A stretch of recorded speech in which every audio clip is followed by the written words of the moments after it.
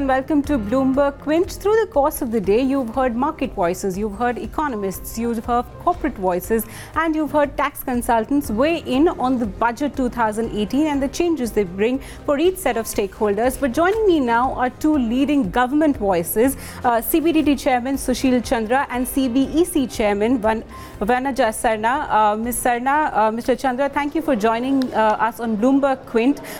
Mr. Chandra, what was the thinking behind, some of the direct tax changes that have come in?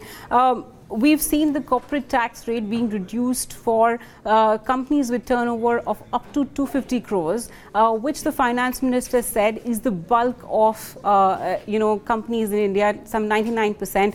The 1% that is left and was hoping to see big changes in terms of corporate tax rate cuts have not got those benefits, especially considering that several of the investment and profit-linked deductions have been phased out and other also have their sunset clauses coming up.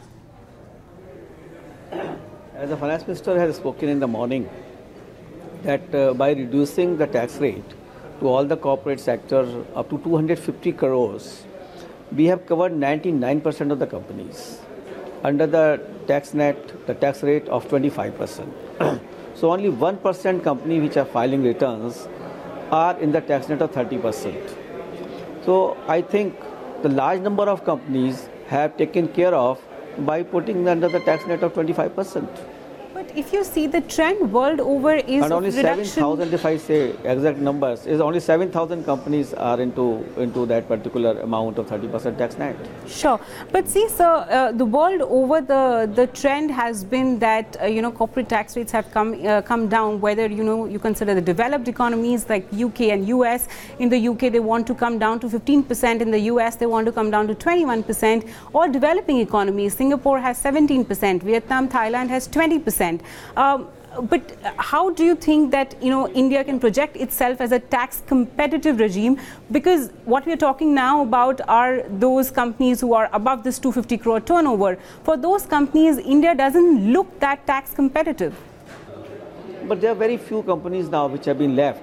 Otherwise, 99% companies are in the tax bracket of 25% only.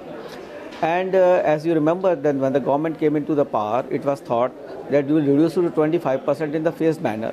So last year we put 25% up to the turnover of 50 crores. This year we have increased it to 250 crores. If we would have taken all the companies together into 25% net, then there would have been loss of 60,000 crore to the exchequer. Therefore, we have thought that up to this year, we will put up to that 250 crore turnover under the net of this 25%. Okay. The other, if you take your personal income tax rate, it is 30%. In many of the countries, it is much higher than this. So we have to take into the holistic picture that how we are faring well, and therefore, and the first rate of the personal income tax is 5%. I think which is the lowest in the world, and therefore we can say that it's quite competitive. It is not that we are having a higher tax rate. Sure. So the other area that has seen some changes, and that is the scope of business connection that has been expanded, and a concept of virtual PE has been introduced, and this is in the direction of taxing the digital economy. And it seems like India is making its position clearer. Given that OECD had only proposed this as a measure, but we seem to be taking a position that India is going to tax the digital economy in the fashion that has been laid out in budget 2018. But I was reading the memorandum of the finance bill, and it says that several of these provisions will also depend on whether our trading partners sign up to the multilateral instrument. So I'm wondering what will be the effect of this change if our major trading partners don't sign up on the MLI. Yeah, there are two concepts into this whole system that we had said, that the business connection and the dependent agent. So as far as the OECD is concerned, it has already been accepted with the MLI that the dependent agent will be treated as a PE. As far as the other business connection is concerned, that we have made only an enabling provision that a personal physical presence is not required, like a digital economy. There is only an enabling process, and until unless we sign a DTAA with that country, we cannot tax it on the simply context of that the significant economic presence. Significant economic presence, we have made an only enabling provision, and this will be only applicable when we sign a DTA with that particular country. But as far as the first issue is concerned, the dependent agent, we have already signed MLI. Many countries have signed that MLI, and therefore we say that any person who has habitually been in the principal role of concluding that contract, that will be treated as a PE. But the whole thing will continue with the DTA. If we have got a MLI, we will accept it. The country will accept it.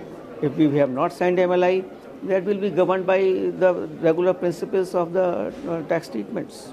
Okay, I know, Mr. Chandra, that you have to rush, so I'm going to ask you a final question, one that I haven't read fully, and those are the several provisions of the ICDS that have seen some change. Could you explain to us what those changes are, given that there was a Delhi High Court ruling on some of the ICDS provisions?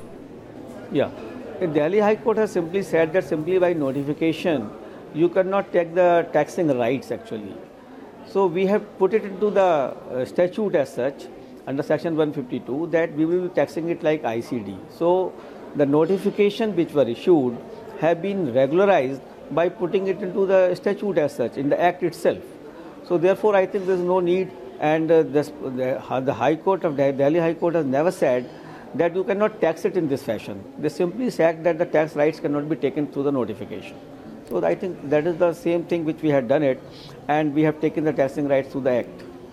Okay, could you also, sir, if I can take quick 30 seconds, what will be the effect now of this regularization of the notification in the finance bill? What will you be able to now do in the context of the ICDS?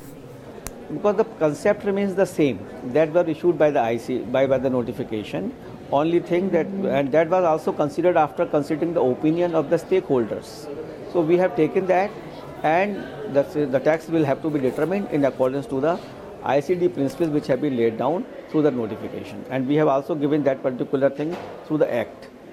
I think now we have got a full regulatory concept, a full statutory rights to tax it the way we were putting in the notification.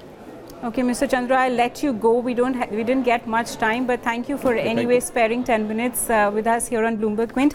Ms. Sarna, let me come back to you. The increase in customs duty, and you know, there is a figure, like I mentioned, of 6,000 crores of revenue that the government is hoping to get from this increase. Eventually, the cost of this, all of this, will come from the consumer. So I don't know if it's you know, just to give the fillip to manufacturing in India, because at the end of the day, I end up paying more probably for that mobile unit, or you know, for the variety of other things, you know, that will now face a higher custom duty. Well, it's interesting that again you have also gone back to the mobile phone. There are several other items that have been listed, and if you look at them, you will understand that this is a big fillip to the MSME sector. Many of these items are very manufacturable in India. We need to give a fillip to Made in India, and most of the items chosen I do not think will actually lead to inflationary trends or very high prices going up. And if you look at the items also, they are really meant for the upper middle class and the upmarket, if you look at those items. So what we need to do is have similar kind of items made for the larger population in India, give them a milieu or an environment to actually manufacture. And if you see the kind of things that are there, a lot of them are small parts, plastic molded parts for mobile phones, easily manufacturable in India. In fact, among the SMEs, even the very minuscule and small units can produce things like candles and kites, which are also listed there. They are very minor items, so I don't think it's going to create such an impact in terms of prices that's going to burn a hole in anybody's pocket. And I think, as a matter of fact, if you look at it, it could be a short-term maybe pain in some way, but it's going to lead to a long-term gain. And all of us would love to see this boost in manufacture in India and try to make India a manufacturing hub. So this is all leading to that. Okay, Ms. Sarna, I haven't been, to be honest, been able to go through this, the chapter or the explanation to service tax and excise. Could you highlight to us, the viewers, what the key changes there are?